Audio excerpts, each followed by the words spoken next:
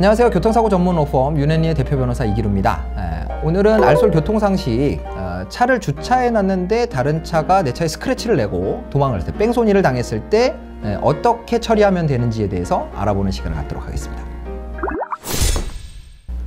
많은 분들이 내가 차를 주차해 놓은 사이에 누가 내 차를 긁고 도망을 갔다, 이거 어떻게 해야 되냐 라고 물어보시는 경우가 자주 있는데요. 여기에 대해서는 일단 법적인 좀 보완이 있기는 했습니다. 도로교통법에서 과실재물손괴에 대해서 인적사항을 남기지 않고 자리를 뜬 경우에 처벌하는 규정을 신설을 했거든요. 근데 이게 2017년도까지는 조금 문제가 있었어요. 처음에 법을 개정을 하면서 이 부분에 대해서 처벌하는 규정을 넣기는 했는데, 그 장소가 운전을 하면서 재물을 손괴했을 때 인적사항을 남겨둬야 된다고 했는데, 그 운전의 개념에 도로만 포함이 돼 있었어요. 그러다 보니까 도로에 주차되어 있는 경우에는 운전을 하다가 사고를 낸 게 맞기 때문에 이 처벌 규정이 적용이 됐었는데, 도로가 아닌 곳, 즉 주차장 이런 곳에서 사고가 났을 때는 도로가 아니기 때문에 그 처벌 조항에 해당이 되지 않는 그런 맹점을 가지고 있었죠. 그래서 이 부분이 계속 문제로 지적이 되어 왔고, 주차된 차에 대한 뺑소니 사고는 주차장에서 가장 많이 일어나거든요. 근데 이 부분을 보완을 못하니까 문제가 있다라는 여론이 계속 있었고요. 그래서 2017년 10월에 법이 개정되고 2018년 4월부터 이 도로가 아닌 주차장에서도 사고가 나면 그러면 이 뺑소니로 처벌할 수 있는 그런 규정을 마련하게 됐습니다. 그래서 그 전까지는 경찰서에 가서 사고를 신고를 해도 형사 입건 사안이 되질 않기 때문에 이 가해자가 누군지를 찾아주질 않았어요. 근데 지금은 주차장에서 난 사고라도 형사 입건 사안이 되기 때문에 사실 처벌은 되게 낮습니다. 벌금 20만 원 이하의 벌금 또는 구류, 과료에 처하도록 이렇게 돼 있는데, 처벌이 낮긴 하지만 어쨌든 형사 입건 사안은 되는 거니까요. 그래서 경찰서에 신고를 하면 뭐 CCTV라던가 이런 것들을 경찰이 확보를 해서 가해자를 특정을 해줄 수 있고요.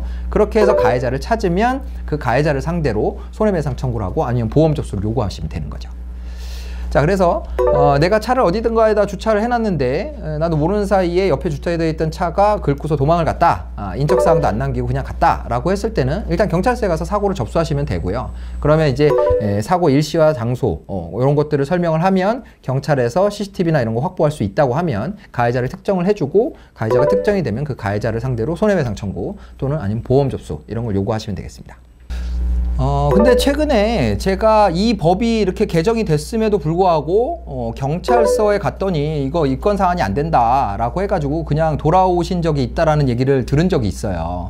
아마 경찰이 정확히 이 법 개정의 내용을 이해하지 못하고 있어서 그런 일이 생긴 게 아닌가 싶은데, 만약에 경찰서에 가서 내가 주차장에서 사고가 나가지고 주차장에서 뺑소니를 당해서 경찰서에 신고를 접수를 하려고 그러는데 경찰이 이건 아닙니다 뭐 이렇게 얘기를 한다 그러면 도로교통법 제156조 제10호 그 조항에 따라서 주차장에 있는 주차장에 주차되어 있었던 차라고 하도 뺑소니를 당했으면 형사 입건 사안이 된다, 확인해 보세요 이렇게 말씀하시고 사건을 접수해 달라고 요청하시면 될 것 같습니다.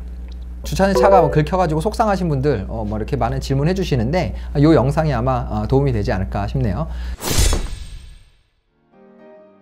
네, 오늘 알솔 교통상식, 주차장에 차를 대놨다가 스크래치가 나고 뺑소니를 당했을 때 어떻게 처리하는 것에 대해서 알아봤는데요. 여러분들 알고 계셨다가 혹시 내가 주차하고 나왔는데 차가 스크래치가 있다 라고 했을 때 이렇게 경찰서에 가서 신고를 해서 처리할 수 있다는 거 알고 계시고, 그렇게 처리하시면 문제없이 내 차에 대한 보상을 받을 수 있지 않을까 싶습니다.